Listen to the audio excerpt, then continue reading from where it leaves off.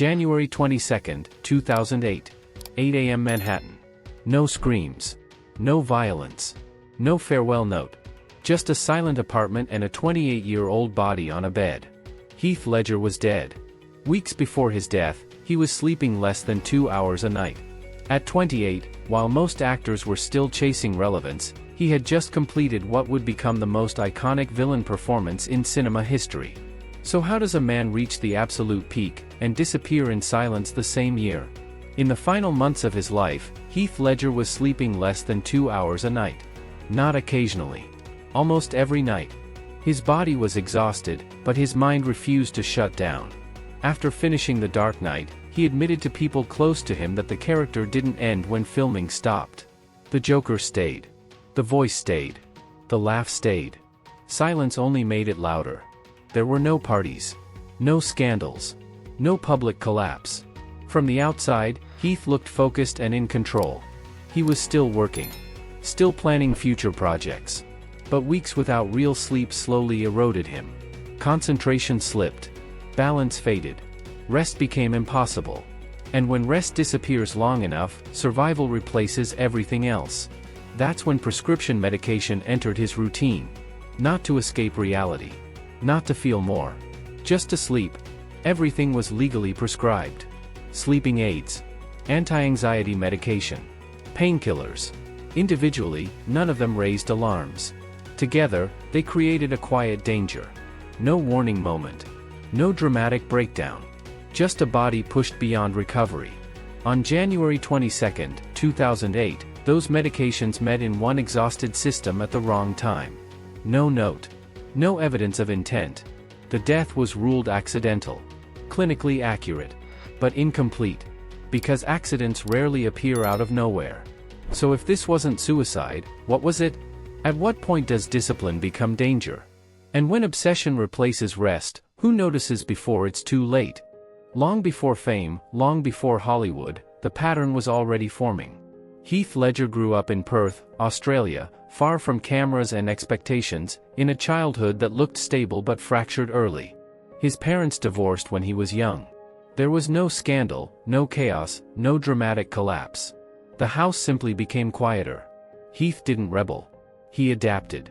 Silence became familiar, and familiarity became habit. He wasn't loud or dominant.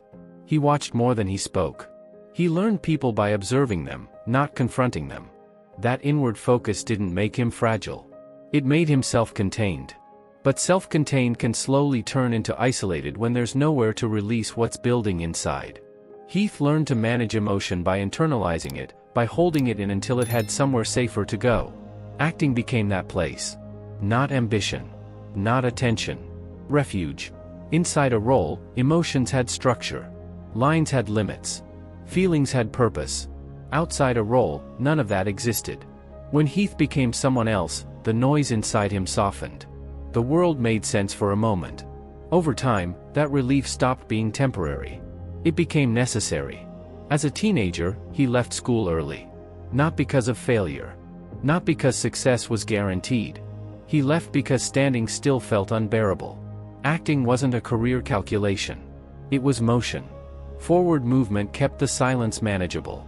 There was no backup plan, no safety net, no alternative path waiting if this didn't work. From the beginning, Heath committed fully, the way people do when half measures feel impossible.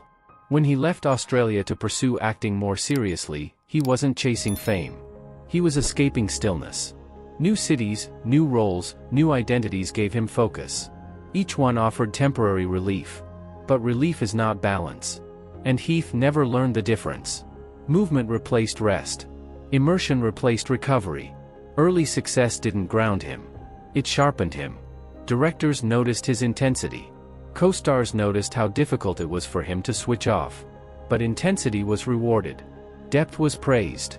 No one asked how he came back from roles, only how deep he could go next. The industry celebrates disappearance, not return. What looked like dedication was also conditioning. Heath was training himself to erase the line between character and self. Each role left residue. Something stayed behind when filming ended. He didn't see this as a warning sign. To him, it was proof that the work mattered. You don't detach early. You don't protect yourself. You endure. This pattern didn't come from ego. It came from survival.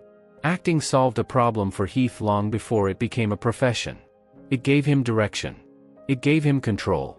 It gave him a way to manage emotions he didn't know how to face directly. But a refuge can quietly become a dependency, especially when the world rewards you for never stepping out of it.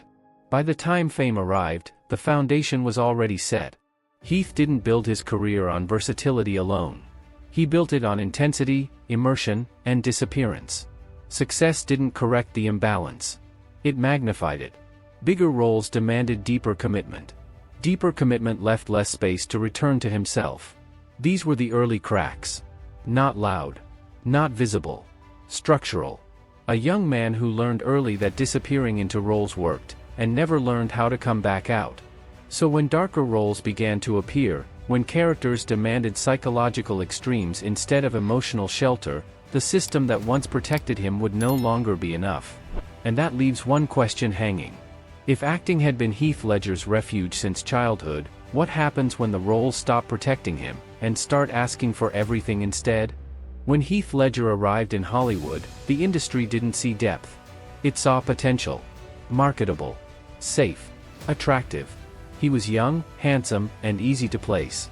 The roles came quickly, but they came with a condition. He would be framed as the charming lead. The romantic face. The boy audiences could trust. For the studio system, that was enough. For Heath Ledger, it was a cage. Early success locked the label in place. Teen films. Light roles. Box office wins that required very little of him emotionally. The films performed. The audiences responded. And yet, something felt wrong. Heath wasn't struggling for work. He was struggling for meaning. The industry rewarded him for being visible, not for being honest. And every time he accepted another safe role, the gap between who he was and how he was seen grew wider. Hollywood didn't misjudge his talent. It underestimated his hunger. Heath didn't want to be liked. He wanted to be taken seriously. He wanted roles that demanded something from him, roles that hurt, roles that forced him inward instead of keeping him polished on the surface. But the more successful he became, the harder it was to escape the image that success created. The system doesn't encourage reinvention. It protects what already sells. That tension turned inward. Heath began rejecting roles that would have solidified his status. He walked away from safety without knowing what would replace it. Not because he was reckless, but because comfort terrified him more than failure. Being seen incorrectly felt worse than not being seen at all. So he chose uncertainty. He chose risk. He chose roles that made studios nervous and agents uncomfortable. From the outside, it looked like a career gamble. From the inside, it was survival. Heath wasn't trying to destroy his image. He was trying to escape it. Every no was an attempt to break the mold before it hardened permanently. He didn't want to be trapped playing versions of himself that didn't exist. He wanted characters with weight, with damage, with silence. The irony is that Hollywood rewarded him even as it misunderstood him. Each bold choice brought more attention, but not always the kind he wanted. Praise came, but it stayed shallow. Interviews focused on his looks. Marketing focused on his charm. The deeper he went, the louder the surface-level narrative became. And that disconnect fed the same pattern that had followed him since childhood. When the outside world didn't reflect the inside, he disappeared further inward. This is where the trap closed. The industry labeled him incorrectly, and the only way out was to prove them wrong through extremes. Heath didn't seek balance. He sought contrast. If they saw light, he would bring darkness. If they expected ease, he would deliver discomfort. Every role became a statement. Every performance, a correction. But proving yourself through intensity comes with a cost. The deeper he went to escape the label, the harder it became to step back. Hollywood doesn't guide actors through transformation. It applauds the result and moves on. And Heath, wired for immersion without exits, absorbed that pressure completely. By the time the industry began to recognize his depth, the damage was already forming. The wrong label had done its work. It pushed him toward risk, toward isolation, toward roles that demanded everything instead of some things. And once that path was chosen, there was no turning back to safety. Because when the world refuses to see who you are, sometimes the only option is to become something it can't ignore. And the question that follows is dangerous. How far do you have to go before being seen finally costs more than being misunderstood? If being misunderstood pushed Heath Ledger toward extremes, Brokeback Mountain was the point where there was no way back. When the script arrived, Hollywood saw risk. Career risk. Image risk. Commercial risk. A romantic lead playing a gay cowboy in early 2000s America was not a safe move. Agents warned him. Studios hesitated. The audience he had been marketed to was expected to disappear. The label he was trying to escape could finally collapse, or take him down with it. So the question was simple and dangerous. Would he protect the career he had, or destroy it to become the actor he believed he was? He didn't hesitate. Heath Ledger accepted immediately. Not because he wanted controversy. Because the role demanded restraint, silence, and emotional repression, the exact opposite of everything Hollywood had projected onto him. Ennis Delmar wasn't charming. He wasn't expressive. He barely spoke. His pain lived in pauses, in posture, in what never escaped his mouth. This wasn't a performance designed to impress. It was designed to hurt quietly. On set, Heath worked with a level of seriousness that unsettled people. He wasn't performing emotion for the camera. He was containing it. Every scene was built around what Ennis refused to say. The grief. The fear. The shame. Heath carried it internally, scene after scene, without release. And because he didn't externalize it, he didn't shed it when the day ended. The character stayed compressed inside him. When the film was released, the reaction split instantly. Critics were stunned. Hollywood recalibrated. The same industry that had reduced him to surface appeal suddenly spoke in different language. Gravitas. Depth. Restraint. Heath Ledger was nominated for an Academy Award. The label cracked. The escape seemed complete. But something else happened at the same time. The role changed how Heath was wired to work. Brokeback Mountain proved that disappearing inward produced results. The quieter he became, the more powerful the performance felt. The more he suppressed, the more audiences leaned in. Success didn't teach him balance. It reinforced the pattern that had followed him since childhood. Go deeper. Hold more inside. Don't release it. Endure. Off camera, Heath became more private. More contained. He didn't talk much about the role, but people close to him noticed the shift. He carried Ennis longer than expected. Not as sadness. As weight. The kind that doesn't announce itself but changes how you move through the world. The film opened doors, but it also confirmed something dangerous. That the cost of depth was invisible, and therefore easy to ignore. So when Heath Ledger proved he could destroy a false image and survive, another question replaced the first. If this level of internal sacrifice worked once, how far could it go? And what would happen when a role demanded not silence, but chaos? The success of Brokeback Mountain didn't release Heath Ledger. It refined him. The industry finally saw his depth, but it saw the result, not the cost. Critics praised the restraint. Audiences responded to the pain held just beneath the surface. What no one talked about was how that restraint had rewired the way Heath Ledger approached his craft. He learned that the more he withheld, the more powerful the performance became. Silence wasn't just effective. It was rewarded. This was the moment the pattern hardened. Heath stopped viewing roles as something you step into and out of. He began treating them as internal states you inhabit until they leave on their own. And sometimes, they didn't. Ennis Delmar wasn't explosive. He didn't scream. He didn't break down. He endured. And endurance became the lesson Heath carried forward. Pain didn't need release. It needed containment. After Brokeback Mountain, Heath gained something he had been chasing for years: respect. But respect came with expectation. The world no longer wanted the charming lead. It wanted gravity, darkness, transformation. Every next role had to go deeper than the last. And Heath, wired for immersion, didn't resist that pressure. He leaned into it. Privately, he became harder to read. Not distant. Compressed. Friends noticed how much time he spent alone between projects. How he retreated inward instead of outward. He wasn't unhappy. He was focused. Focused in a way that left little room for recovery.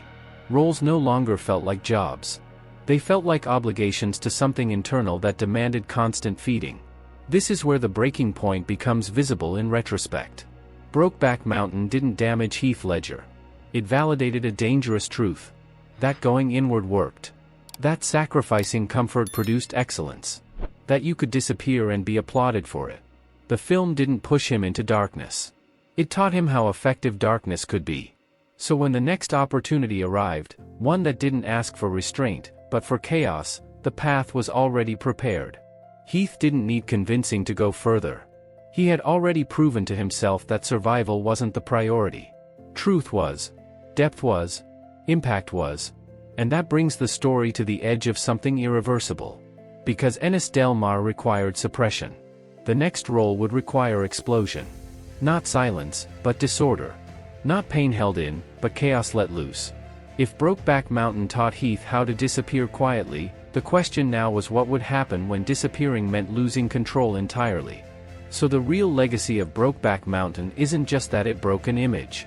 It taught Heath Ledger that the most powerful performances come from places you don't return from easily. And once that lesson is learned, there's no such thing as a safe role anymore. After Brokeback Mountain, Heath Ledger didn't change direction. He intensified it.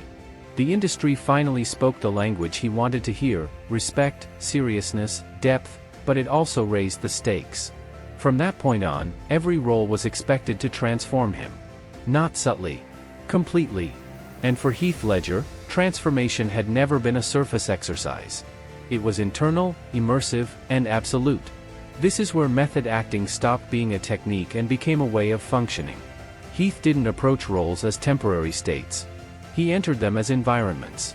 Psychological climates he lived inside for months. He didn't rehearse emotions. He built them into his nervous system. And once built, they didn't disappear just because the camera stopped rolling. People around him noticed the shift. He wasn't reckless. He wasn't dramatic. He was focused to the point of isolation.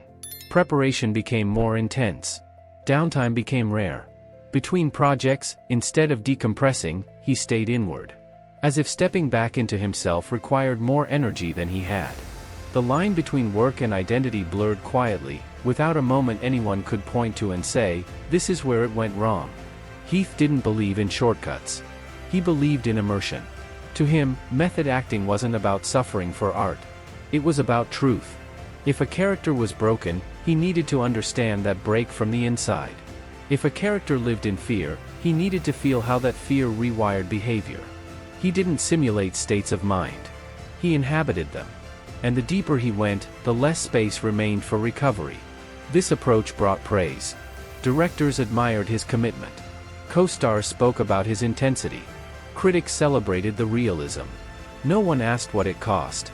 The system doesn't reward balance. It rewards results. And Heath delivered results consistently. So the cycle reinforced itself. Go deeper. Stay longer. Don't pull back. If it hurts, you're doing it right. But there was a flaw in that logic. The human nervous system doesn't reset on command. You can't switch off psychological extremes just because production ends. Heath began carrying residue from one role into the next. Not consciously. Physically. Sleep became lighter. Thoughts lingered longer. Silence grew heavier. These weren't warning signs he recognized as danger. They felt like side effects of doing the work properly. By this point, rest was no longer restorative. Time off didn't reset him. It exposed him. Without a character to occupy his mind, the noise returned. Thoughts overlapped. Ideas raced. The internal pressure he had learned to manage through immersion now demanded constant engagement. And when the mind doesn't slow naturally, the body eventually looks for artificial ways to do it. This was the stage where exhaustion became structural. Not a bad week. Not a stressful shoot. A baseline condition. Heath wasn't burned out in the traditional sense. He was over-engaged. Over-identified. His sense of self had fused too tightly with the work. When acting went well, he felt anchored. When it stopped, he felt unmoored. What made this especially dangerous was how invisible it all was. Heath didn't present as unstable. He didn't collapse publicly. He didn't ask for help. He was articulate, thoughtful, calm. From the outside, he looked disciplined. Controlled. In reality, control had become the problem. Everything was being held in. Nothing was being released. This is where method acting loses its exit. When the process no longer ends with the role. When preparation replaces identity. When rest feels less safe than immersion. Heath had built his career on disappearing into characters. Now, stepping out of them felt unfamiliar. Almost threatening. The tragedy is that none of this felt wrong to him at the time. It felt consistent. Logical. He wasn't spiraling. He was refining. Preparing. Advancing. Each role demanded more psychological commitment than the last, and he met that demand without hesitation. Because hesitation, to him, felt like dishonesty. By the time the next role arrived, the one that wouldn't ask for restraint, but for chaos, Heath Ledger was already primed. He had trained himself to live inside darkness without exits. He had learned that excellence came from places that were uncomfortable, unstable, and unsustainable. And he had proven, again and again, that he could survive it. Or so it seemed. Because obsession doesn't announce itself as danger. It announces itself as dedication. And when dedication is constantly rewarded, there's no external reason to stop. The system applauds. The audience praises. The work improves.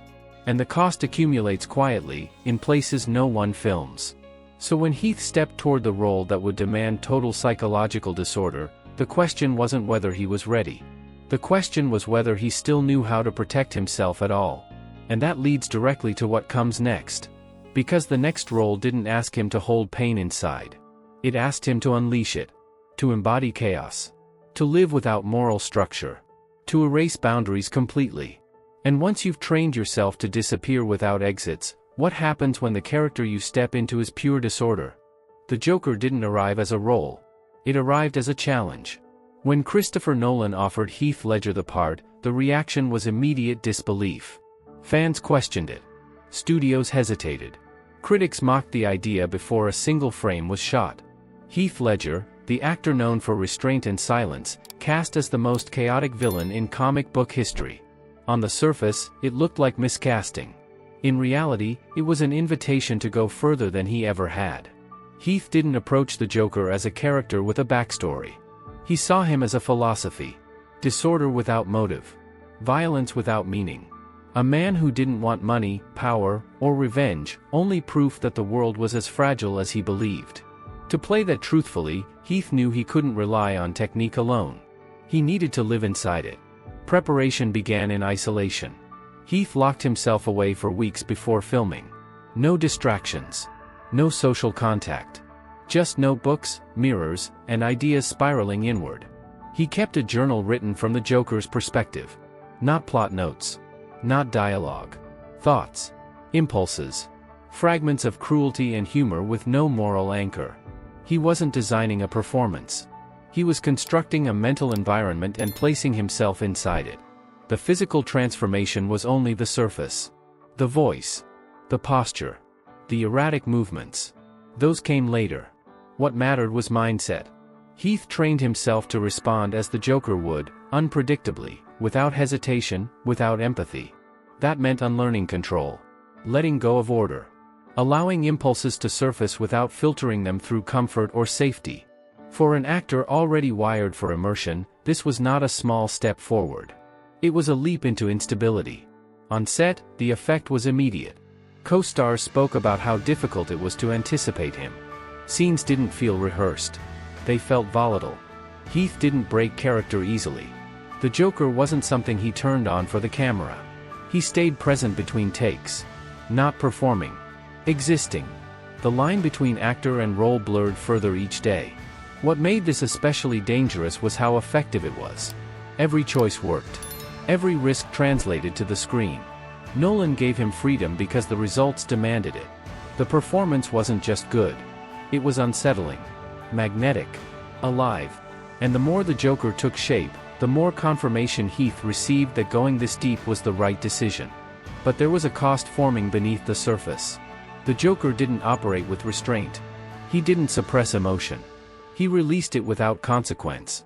For a man who had spent years learning how to contain pain, this role demanded the opposite. Explosion instead of endurance. Chaos instead of control. And Heath didn't toggle between those states. He transitioned fully. By the time filming progressed, the Joker wasn't something Heath visited. It was something he inhabited. The laughter didn't feel rehearsed. The menace didn't feel calculated. It felt immediate. Instinctive. And instincts, once trained, don't disappear when the camera cuts. This is where the descent truly begins. Because creating chaos convincingly requires you to stop protecting yourself from it. And Heath Ledger had already trained himself to remove exits. So the question now wasn't whether he could deliver the performance. He already was. The real question was whether anyone, not the studio, not the director, not Heath himself, understood what happens when an actor wired for disappearance steps fully into a character built entirely from disorder. As filming continued, the Joker stopped being a performance and became a constant state. Heath Ledger didn't switch on between takes. He stayed present. Not method acting as spectacle, but as default. Crew members described an unease they couldn't explain. Not fear. Uncertainty. They never knew which version of him they would face in a scene, because neither did he. Reactions weren't rehearsed. They were instinctive. And instinct is powerful when it works, but dangerous when it's fed every day. The Joker demanded disorder. No rules. No emotional center. No recovery. Heath trained himself to remove filters. To let impulses surface without resistance. The more he did it, the easier it became. Chaos stopped feeling foreign. It felt natural. And when something feels natural, the body stops defending against it. The role wasn't draining him in obvious ways. It was reshaping how his mind operated. Sleep began to collapse. Not dramatically. Gradually. Nights shortened. Thoughts raced. The adrenaline that fueled the performance didn't turn off when filming ended. Silence became hostile. Rest felt unreachable. Heath didn't talk about it publicly. He joked about exhaustion. Downplayed it. The work mattered more than comfort. It always had. What made the situation more dangerous was the feedback loop. The deeper he went, the stronger the performance became. Nolan trusted him more. The camera lingered. Scenes expanded. The Joker dominated the film. Every validation confirmed the same lesson Heath had learned before: going further works. There was no external signal telling him to stop. Only applause waiting at the end. But the Joker didn't operate within normal psychological limits. He wasn't just angry or broken. He was untethered. He laughed without joy. He hurt without reason. To live inside that headspace for months required Heath to suspend parts of himself that normally regulate behavior. Empathy. Predictability. Control. Those aren't switches you flip casually. They are systems you weaken over time. By the end of production, the line between character and self was dangerously thin. Heath didn't exit the Joker cleanly. There was no decompression period. No gradual return. The work wrapped. The chaos didn't. The laughter, the agitation, the sleeplessness followed him beyond the set.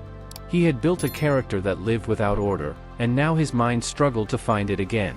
People later asked if the Joker broke Heath Ledger. That question oversimplifies something more unsettling. The Joker didn't break him.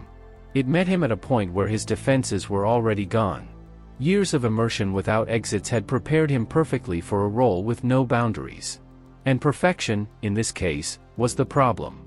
When filming ended, Heath was praised, celebrated, reassured. But praise doesn't restore balance. And recognition doesn't reverse psychological strain. He carried the performance forward into the quiet months that followed. Without a role to focus on, the internal noise grew louder. The same mind that had delivered brilliance now refused to slow down. This is the point no camera captured. No behind-the-scenes footage shows what happens after the masterpiece is completed. The Joker was finished. The work was done. But Heath Ledger was still inside the environment he had built. And environments don't disappear just because the lights go out.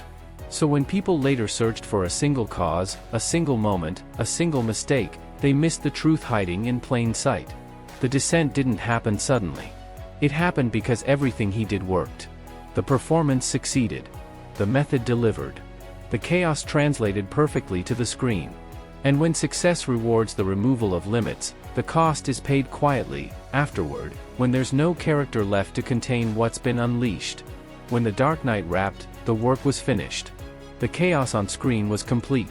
But for Heath Ledger, nothing truly ended. There was no moment of release. No clear transition back into ordinary life. The role that demanded disorder didn't leave behind silence. It left momentum. And momentum, without direction, turns inward. Heath never saw the film. He never sat in a dark theater and watched the audience react to what he had created. He never heard the stunned laughter, the nervous quiet, the disbelief. The world was preparing to celebrate him while he was already dealing with the aftermath alone. The performance existed now without him. And the separation between achievement and experience became another quiet fracture. In the months after filming, Heath tried to move forward. He took on new projects. He stayed productive. From the outside, it looked like momentum. Inside, it was maintenance. Sleep didn't return to normal. Nights remained short and restless. Thoughts overlapped. The mind that had been trained to live inside chaos didn't recognize stillness as safe. When there was nothing to focus on, the noise intensified. This wasn't collapse. It was endurance. Heath didn't dramatize his struggle. He didn't announce it. He managed it the same way he managed everything else, privately. Medication became part of the routine, not as indulgence, but as regulation. Something to slow the mind enough to rest. Everything he took was prescribed. Everything appeared controlled. But control, at this stage, was fragile. What made this period especially dangerous was how invisible it was. There was no public unraveling. No obvious warning signs. Heath was thoughtful, articulate, still engaged with the world. He wasn't spiraling outward. He was compressing inward. The exhaustion accumulated quietly, without spectacle. And exhaustion, when prolonged, distorts judgment without announcing itself. At the same time, the weight of expectation began to form. Industry insiders spoke about his Joker in absolutes. Unrepeatable. Definitive. Iconic. Before the film even released, the performance had already become legend. And legends leave no room for normal follow-ups. Whatever came next would be measured against something that couldn't be surpassed. That pressure didn't inflate Heath's ego. It narrowed his options. The question was no longer what role he wanted to play, but how anything could exist after this. Success at that level doesn't stabilize. It isolates. The peak becomes a place you can't revisit and can't descend from easily. And Heath, wired for depth without exits, felt that weight acutely. There's a particular danger that comes after a masterpiece. The work demands everything. Then it leaves you alone with whatever remains. For Heath Ledger, what remained was exhaustion, expectation, and a mind that had forgotten how to rest. The character was gone, but the habits required to sustain it were not. Chaos had been useful for too long to disappear on command. On January 22, 2008, the medications meant to help him sleep interacted in a way his exhausted system couldn't survive. No note. No plan. No final statement. The death was ruled accidental. Medically accurate. But emotionally incomplete. Because nothing about the months leading up to that morning was sudden. The tragedy isn't that Heath Ledger died at 28. The tragedy is that he reached the highest level of artistic success and didn't live long enough to experience its impact, or recover from its cost. The masterpiece stood. The man didn't. After The Dark Knight was released, the world responded exactly as predicted. Standing ovations. Critical acclaim. Cultural dominance. And an Academy Award awarded after his death. The recognition arrived perfectly timed for the legacy, and impossibly late for the person. Which forces the final reflection of this chapter. What happens when an artist gives everything to the work, and the work gives nothing back when it's over? When the applause comes after silence? And when the system that celebrates depth has no mechanism to protect the people who deliver it? Because The Dark Knight wasn't the end of Heath Ledger's talent. It was the end of his ability to recover from it. The world understood Heath Ledger's legacy only after he was gone. Shock faded into silence, and silence left behind a question no headline could answer. How does someone so disciplined, so respected, disappear just as the world is about to celebrate him? When The Dark Knight was released, many blamed the Joker. But the truth is more uncomfortable. Heath Ledger wasn't destroyed by one role. He was shaped by a pattern.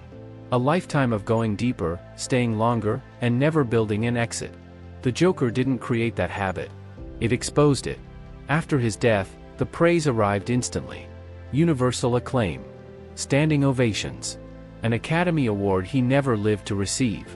The recognition was real, but it came too late to protect the person behind the work. Applause after death costs nothing. Care during life does. Heath Ledger's legacy is not just a masterpiece on screen. It's a warning off-screen. A reminder that dedication without boundaries becomes danger. That depth without recovery turns into erosion. And that a system that celebrates results while ignoring cost will eventually lose the very people it praises. There is nothing romantic about exhaustion. Nothing poetic about a mind that never rests. Heath didn't chase destruction. He chased truth, and no one stopped him from going too far. In the end, his story leaves one question behind. How much of yourself can you give to your work before there's nothing left to protect? Because some artists change the world through what they create, and others change it through the silence they leave behind. Is art worth sacrificing one's life for, or does genius always come at a price?